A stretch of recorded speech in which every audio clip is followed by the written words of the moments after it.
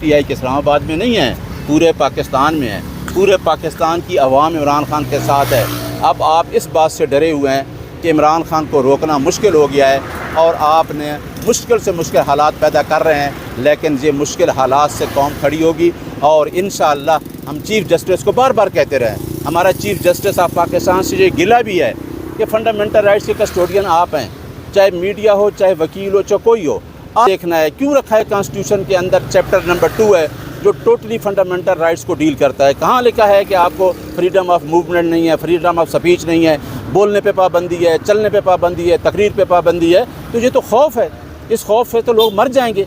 लोगों के अंदर आपने इतना खौफ क्रिएट कर दिया है कि ना कोई महंगाई के बारे में बात कर सकता है, ना कुछ कर सकता है। आम आदमी क्या करेगा?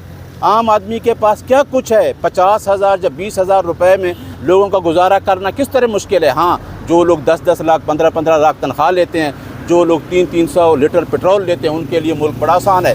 और इमरान खान की यही कोशिश है कि उनके शिकंजे से ये मुल्क निकाला जाए। ये जंग वो है, ना वो जागीरदार है, ना वो सरमायादार है। वो जंग आपकी लड़ रहा है, मेरी लड़ रहा है, मीडिया की लड़ रहा है, पूरी आवाम की लड़ रहा है।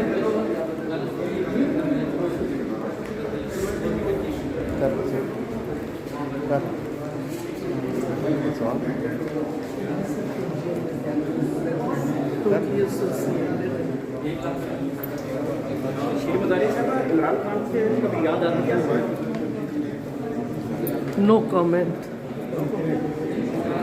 आजकल तो वो बड़े बुरे हालात में है, जेल में। क्या कहेंगे उनके बारे में? वो जेल में है। कुछ नहीं कहना। If there is an alternate punishment like fine or disqualification, then the lesser side is considered, which is 6 months. So in both the cases, it's a case of bail and we'll get it. So when are you expecting that bail to be granted? When are you expecting the bail to be granted? There is a process. Today the notice will be issued. Maybe we'll request for today and maybe it's a short notice. Sir फिर हम बतना गल कर लो जी।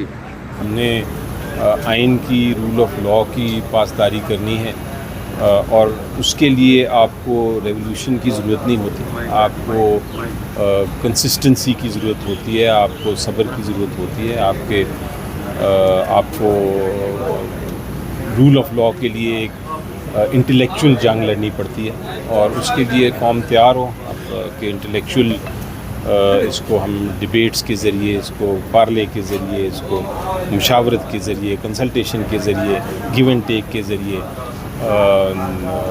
Assertion के ज़रिए, इन सब सारी चीज़ों के ज़रिए इस कोशिश करनी चाहिए और करते रहेंगे। और यही पैगाम है यूथ को, अपने जो भी करना है टॉलरेंस के साथ करें। आप अपना वायलेंस, किसी किस्म का तशद्दुद, किसी किस्म का तोड़ फोड़, सर आप क्या समझते हैं कि केयर टेकर गवर्नमेंट आने के बाद पॉलिटिकल एक्टिविज़ेशन कम हुई है या मज़ीद बढ़ी? वो उसी तरह चल रही है। Thank you sir.